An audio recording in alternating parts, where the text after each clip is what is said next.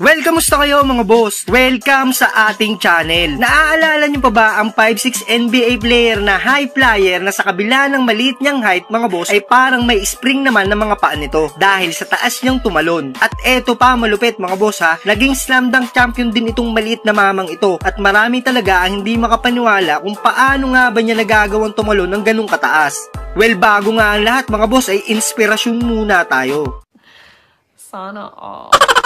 Ito na nga mga boss, si Spadweb. Si Spadweb mga bossing ay pinanganak noong July 13, 1963 sa Dallas, Texas. Lumaki si Webb mga boss sa isang mahirap na pamilya at basketball nga ang naging libangan niya noong kabataan niya. At ito rin ang kanyang naging inspirasyon para makaahon sila sa kahirapan. Hindi talaga ganong katangkaran itong si Webb mga bossing pero hindi nga naging hadlang ito para mapigilan siya maglaro ng basketball.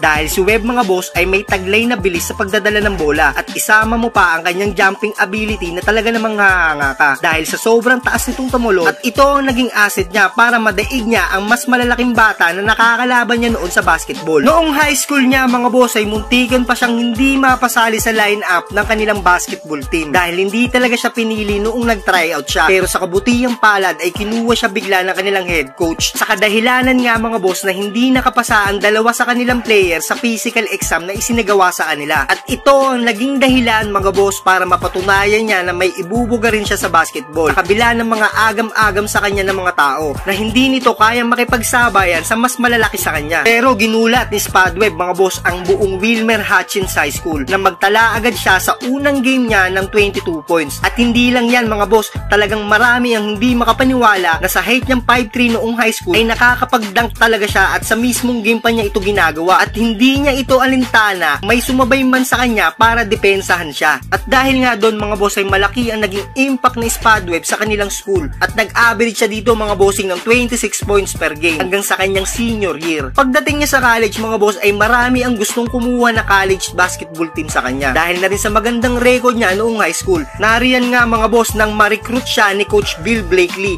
para maglaro sa North Texas pero tinanggihan niya muna ito at mas pinili niyang maglaro sa Midland College at sa 2 taon niya dito mga boss ay natulungan niyang makasungkit ng isang national title ang Carapals noong 1982. Kalaban nila dito mga boss ang Miami-Dade North of Florida at tumiskor lang naman siya dito mga bossing ng 36 points dahil sa performance niya noong finals ay napasama siya sa NCAA All-American at na-feature din siya mga boss sa isang sports magazine na Sports Illustrated. Pero pagdating niya mga boss sa kanyang junior year ay napilitan nga itong si Webb na lumipat ng college team. Plano talaga niyang tanggapin ang unang offer sa kanya noon ni Coach Bill Blakely na maglaro sa North Texas dahil alam niya na mas malaki ang maitutulong ni Coach Bill sa kanya para mas mag-improve pa siya ng husto sa basketball. Pero sa kasamaang palad mga boss ay noong mga panahong ito ay tinanggal na si Coach Bill bilang head coach ng North Texas at dito naman siya pinakilala ni Coach Bill kay Tom Abatemargo, assistant coach noon ng North Carolina State University. Sinabi ni Coach Bill kay Tom mga boss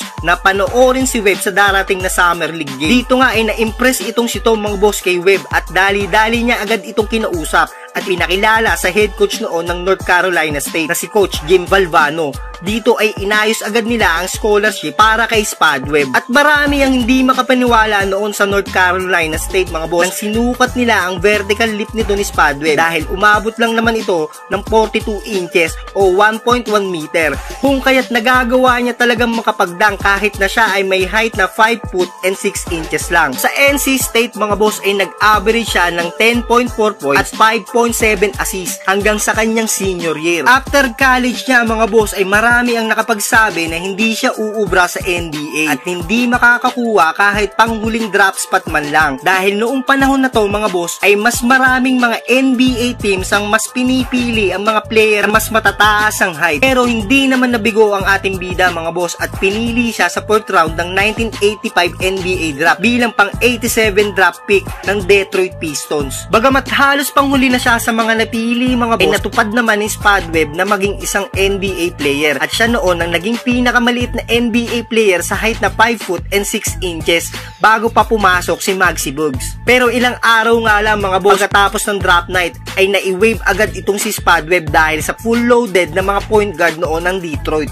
At dito na siya kinuha ng Atlanta Hawks mga boss dahil sa panahon na ito ay nangangailangan ng Hawks ng isang backup point guard at talagang nag-fit ang game style nito ni Webb sa Atlanta mga boss. Dito rin nabuo ang duo nilang dalawa ni Dominic Wilkins. Nakabuo sila talaga ng magandang chemistry. At sa season na rin na ito mga boss, nagpasiglab itong si Spadweb sa slam dunk competition at walang kakaba-kaba at relax na relax lang talaga siya habang ginagawa niya ang kanyang mga dunk attempt at walang takot na hinarap niya sa competition na ito ang mas malalaking player kaysa sa kanya at hindi naman nabigo itong si Webb mga boss at siya ang itinanghal bilang 1986 NBA Slam Dunk Champion. At dito na nga siya nabansagan mga boss na smallest high flyer ng NBA. Well, sa rookie season niya sa Hawks mga boss ay nag-average siya ng 7.8 points, 4.3 assists at 1 steal per game. Well, 6 na taon din si Spadweb mga boss sa Atlanta Hawks, 1985 hanggang 1991. Masasabi rin na siya ang isa sa mga key player ng Atlanta na kahit pang backup point guard lang siya ay malaki talaga ang naitutulong niya sa team. At halos sa buong tenure niya sa Hawks ay laging nakakapasok ang Atlanta sa playoffs. Pero sadyang inaalat lang talaga sila mga boss pagdating ng first round or second round ng postseason na nagiging dahilan ng palagian nilang paglaglag sa playoffs dahil mga bigatin talagang team ang nakakaharap nila pagdating ng playoffs sa Eastern Conference tulad ng Detroit Pistons at Boston Celtics. Well, noong 80s mga boss, alam naman natin na panahon nito ng mga big man sa NBA at sila talaga ang nagahari ng mga panahon na ito.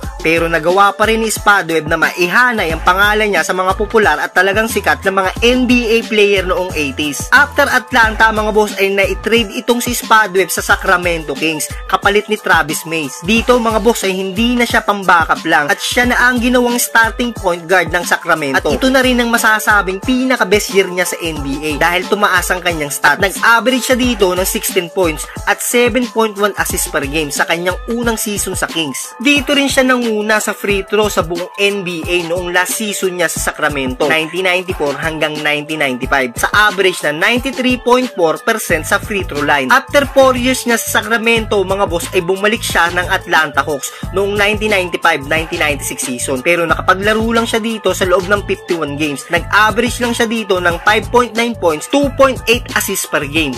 Well, hindi pa nga natatapos ang season na ito mga boss ay na-trade naman agad siya papuntang Minnesota Timberwolves. Dito na rin niya tinapos ang 1995-1996 NBA season. Kapaglaro lang siya dito ng 26 games. May average na 9.4 points at 5.9 assists per game. 1997-1998 season naman mga boss ay na-trade itong si Webb papuntang Orlando Magic at ito na rin mga bossing ang huling taon niya sa NBA. Dahil na rin sa edad niyang 34 years old ay bumaba na rin ang kanyang stats at nag-average na lang siya dito ng 3 points at 1.4 assists per game. At pagkatapos ng season na ito mga boss ay tuluyan na nga nagretiro sa basketball itong si Spad. Sa ngayon mga boss, si Spadweb ang President of Basketball Operation ng Texas Legend na affiliation team ng Dallas Mavericks sa NBA G League. Ano sa tingin nyo mga boss? Naging successful pa rin ba ang karera ni Spadweb sa NBA kahit hindi man lang siya nakatikim ng isang NBA title? Well, sa opinion ko mga boss ay oo dahil napatunayan niya na walang maliit o malaki pagdating sa basketball at masasabing puso at dedikasyon at pagmamahal sa basketball ang pinamalas ni Spadweb na maaaring tularan ng mga susunod na henerasyon. Comment lang sa baba mga boss ang opinion nyo at babasahin natin yan. So ito lang muna ang video natin sa ngayon mga boss at bago nga tayo magtapos ay nais ko muna ulit humiling sa inyo isang like, comment at subscribe para naman maging updated ka sa